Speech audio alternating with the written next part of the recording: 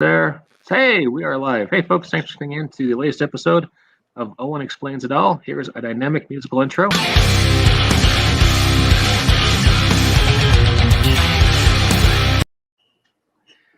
don't know about you guys, I really enjoy that every time. It's a fun piece. It has not gotten old yet. Yeah. My name is Mike Lafferty. I'm the host of the BAMF Podcast, and I am sort of the MC of this very special edition of the BAMF Podcast, where Owen Casey Stevens comes on and tells us how to bring some of the latest, coolest stuff from pop culture into the Starfinder world. You can't fool us. You are the creature from the Black Lagoon. Indeed. My secret is out. And frequent co-host, Jacob Blackman. How you doing, Jacob? Hello, everyone. Hey. So today we're talking about Boba Fett, the biggest, hottest thing in sci-fi right now. Just quick check-in. You guys see the latest episode? Oh, yeah. Mm-hmm. What'd you think? I enjoyed it very much. It cements for me a theory that I and my friend Carl and some other people have had, that the Book of Boba Fett is not designed to be an entirely standalone story, that it is effectively a spin-off and subset of The Mandalorian. So we think of it as The Mandalorian, begin parents, the Book of Boba Fett, end parents.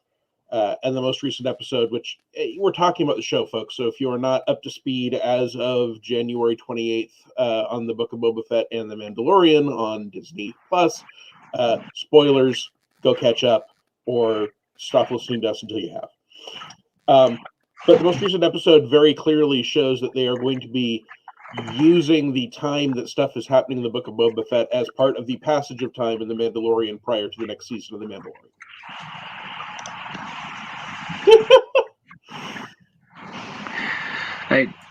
I'm keeping the language clean, for the kids. Yeah, I see that. I'm sure one of us will ruin that eventually. Yeah. Almost certainly. What I find interesting is that there are a lot of people that are down on the Book of Boba Fett, and I get it. But the Book of Boba Fett is attempting to be a very different kind of story than The Mandalorian, and The Mandalorian is already doing a lot of the things that people wanted from the Boba Fett character. And I get why they might not have wanted to bolt those things onto Boba Fett. Boba Fett has not had a lot of a characterization if you're talking about non-expanded universe stuff. And this is supposed to be a story that talks about how he is becoming something different than he was. Those things all combined cause me to be happy to say, okay, I don't actually know a lot about Boba Fett, so let's learn about who he is and what he's been doing when he is at the bottom of the Sarlacc pit. But the very fact that it does some different things means that there are some opportunities to use that as a template for telling different kinds of stories in your role-playing games. And because it is what I tend to do on this show, I tend to think of it in terms of Starfinder, because that's the thing I use for sci-fi and science fantasy the most. And let's face it, Star Wars is science fantasy. What? Okay, yeah. Fair enough. No, and it's got space wizards. It does have space wizards. And they mentioned the Witches of Dathomir, right? So now we have space wizards and space witches. And dragons, for that matter. Both mythosaurs, which are effectively dragons, and krayt dragons, which have the word dragon right there in them. So it is very clear, I think, to anyone that reads Starfinder that Star Wars was one of our inspirations for that. It was far from the only one, because we weren't making a Star Wars role-playing game. But we absolutely did think about, okay, if you want to be someone who is like Han Solo, can you make a character in that oeuvre with this book? If you want to be someone who is like a Jedi, have we given you an opportunity to do that? And they're not one for one, but they are close enough, in my opinion, that there are things you can do with Starfinder when inspired by shows like Boba Fett.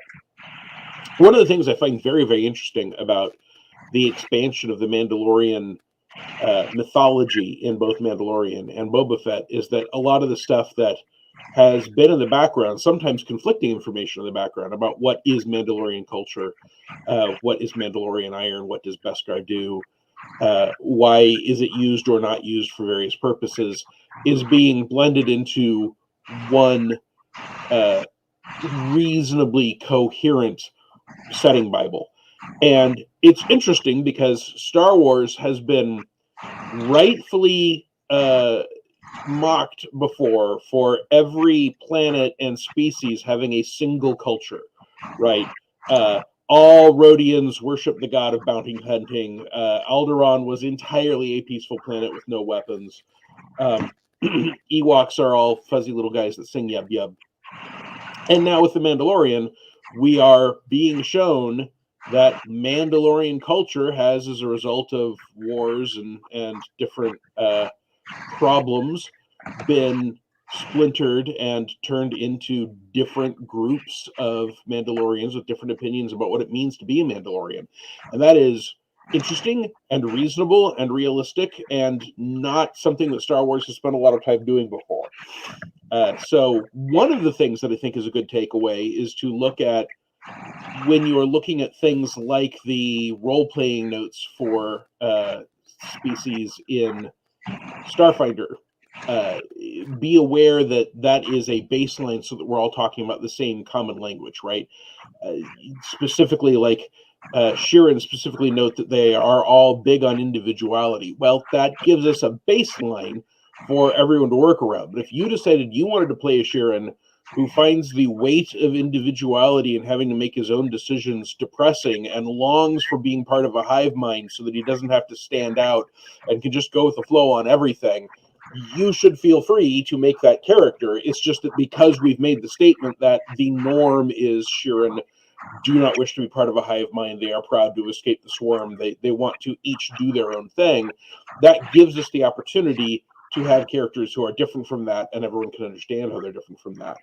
So having two different Mandalorian characters, Boba Fett and Din Djarin, approach things differently and come from different ethnic backgrounds and different sects and different beliefs of what it is to be a Mandalorian, and yet both have a very serious connection to that armor, is, I think, a good example of how you can have, like, you can take two soldiers in Starfinder. You can even take two soldiers who have both decided to take the armor storm fighting style in Starfinder and put them on the same group and have them otherwise be very different.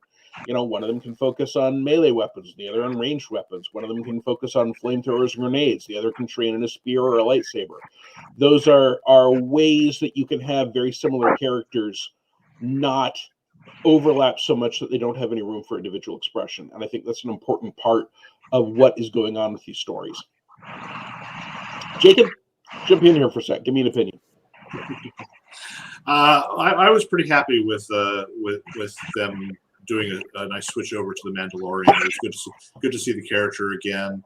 Not that I haven't been enjoying the Boba Fett story, because we need to see the different perspectives of characters. You know, all we ever hear about is that the Mandalorians are the biggest badasses ever, and we never really got to see that, especially with Boba Fett in the movies, because, you know, all we see is he's the guy who chases Han and captures him eventually, and otherwise he gets smacked into a Sarlacc pit, and that's really all we get.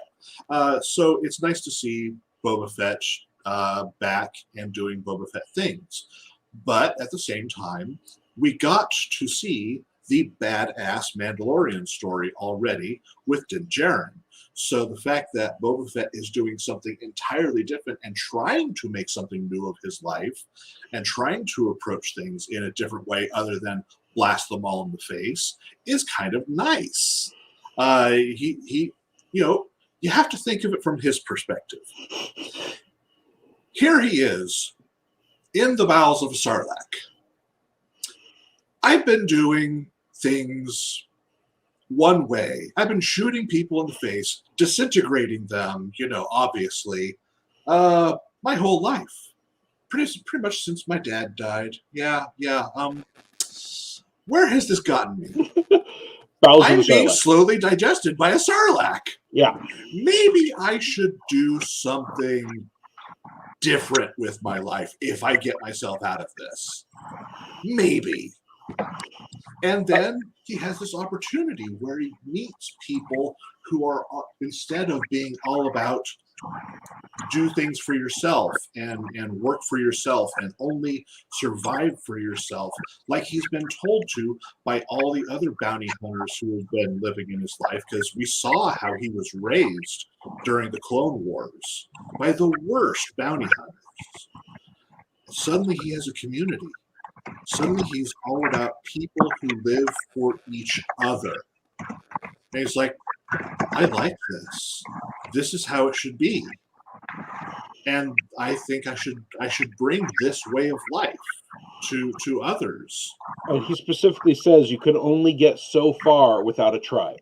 Exactly. Right. So he is very clearly at a point where he does not want to be Boba Fett is looking out only for Boba Fett. He wants to create a community of trust and loyalty. And we see that when he decides to spare the 2 Gamorrean guards who would not betray Good Fortuna, and he tells them, you did not turn when things were obviously against you. That war is over. He lost. I will now give you the opportunity to work for me.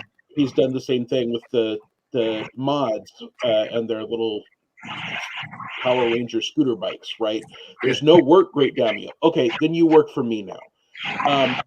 And these are very different kinds of stories that we have been getting with The Mandalorian, or that one has traditionally done about Boba Fett, because Boba Fett was always a solo character, and throughout the expanded universe, he might well work with someone for a specific mission or be part of a bounty hunters guild, but he was very much a operate on his own solo character. And this is a interesting, in my opinion, way to expand what kind of stories you can tell with him. And I think there are some opportunities for some cool things that you could do in a Starfinder game. I can't help but think that this is what it looks like when someone in a D20 game takes the leadership feat, right? Yeah. Boba Fett effectively has one cohort. He has a assassin that's as good as him in many respects and better than him in others. And then he's got a bunch of people that, all 4 of the mods, or 5, or whoever, were not a match for the single Wookiee gladiator, but they could help. They could slow it down. They are clearly followers rather than a cohort.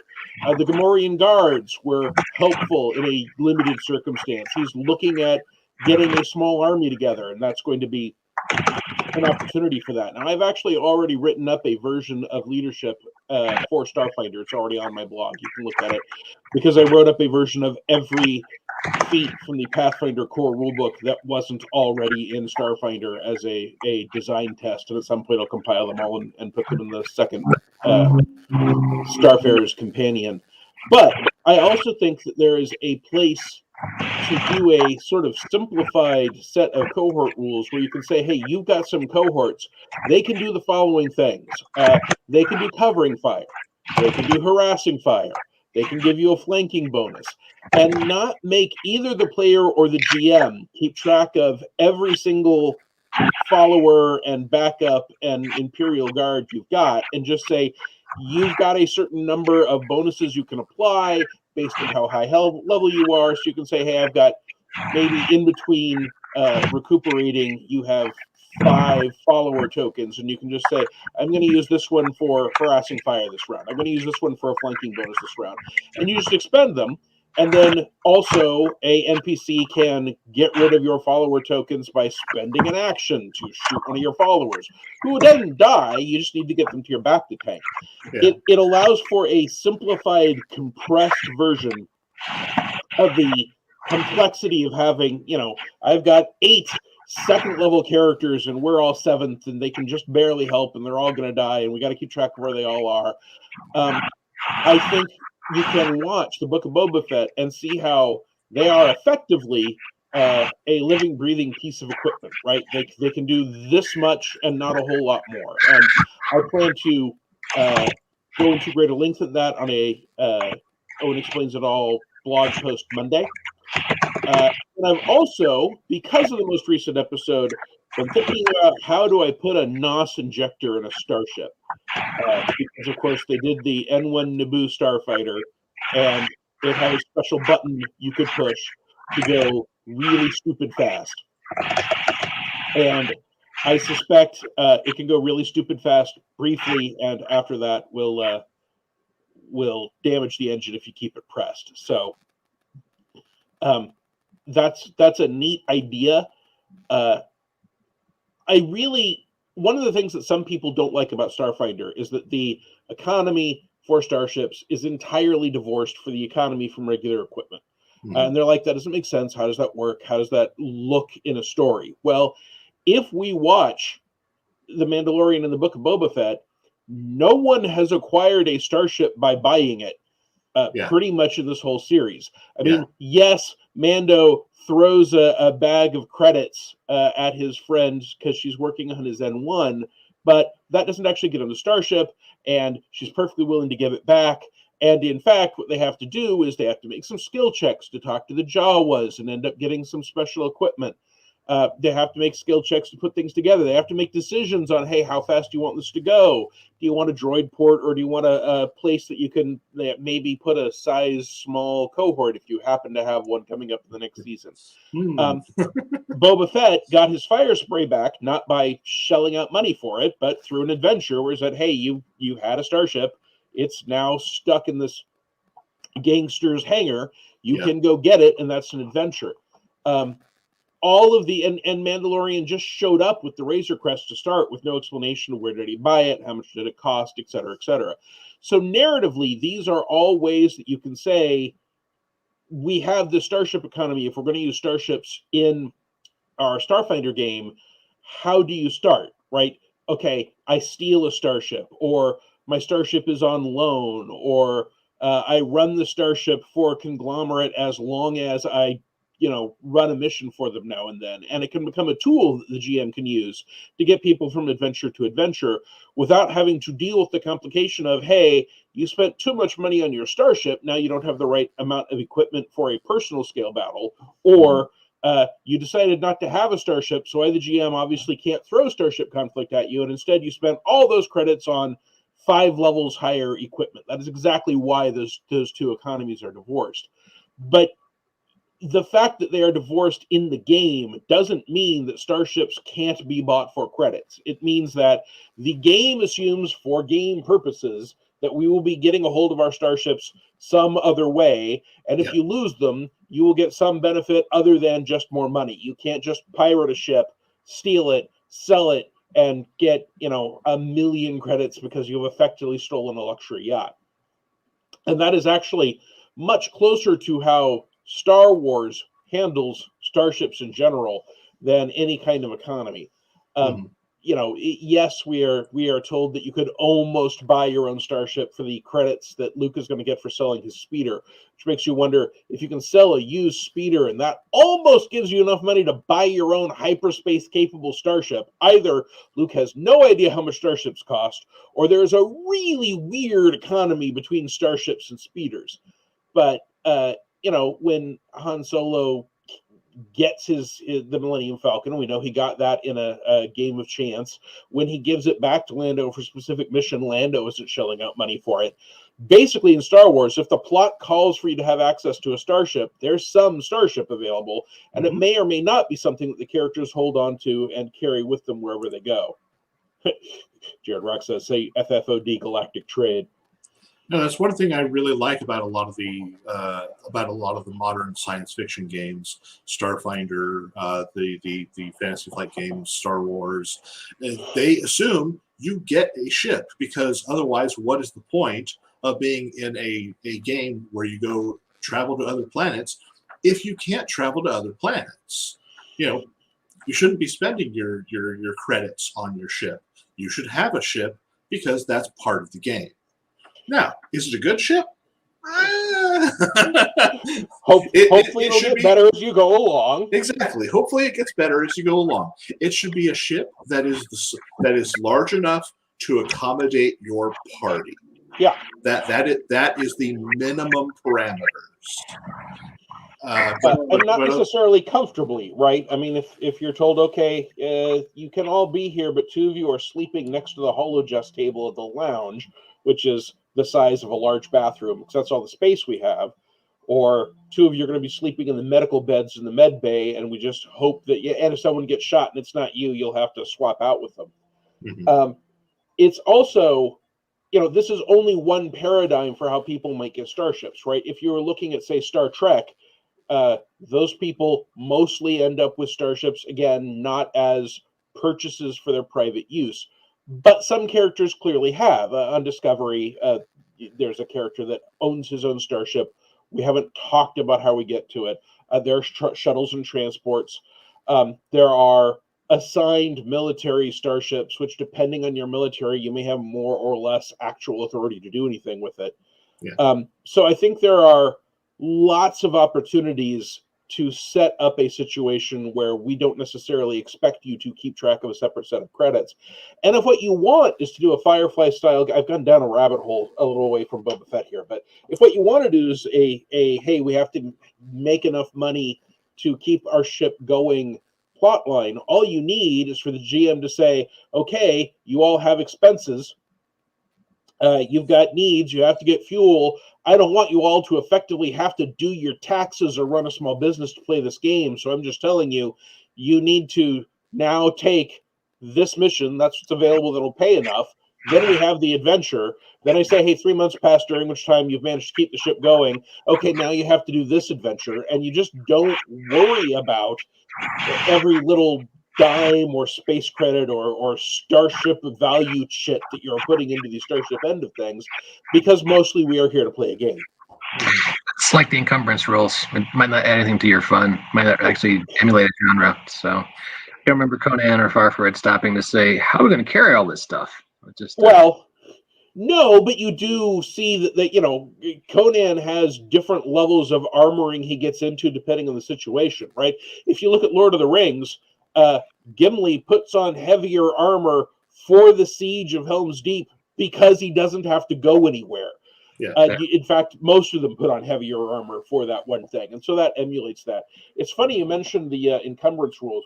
When we were using encumbrance is sort of a big deal in Starfinder because we simplified the encumbrance rules so much that people actually use them. And at one point, I'm a fan of the bulk system. At one point, we had some people in the company say, you can't use the simplified encumbrance system. And when we asked why, the response was, because it's so simple, GMs will actually use it. So that was to them a bad thing, that the encumbrance was so easy to use that it would actually get applied, and they didn't like encumbrance in games. Now, we carefully went through some builds, right, to say, hey, if you've got a 10 strength or you've got an 8 strength, what are your options for how much encumbrance you can carry?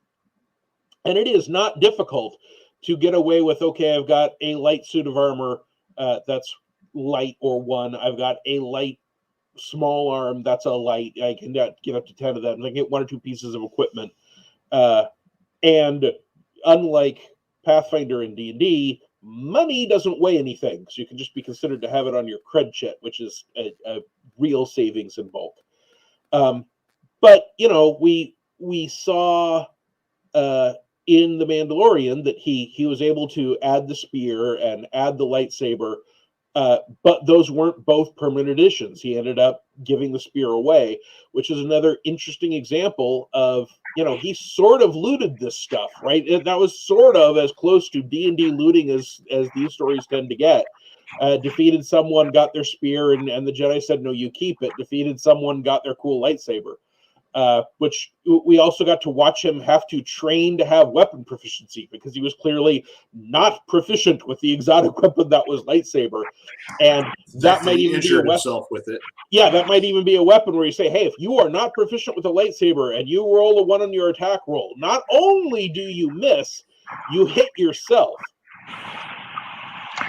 That I like that initial fight scene, and I talked to some people who didn't. I was like, well, they're kind of demonstrating, right? He's not a swordsman; he's a gunslinger.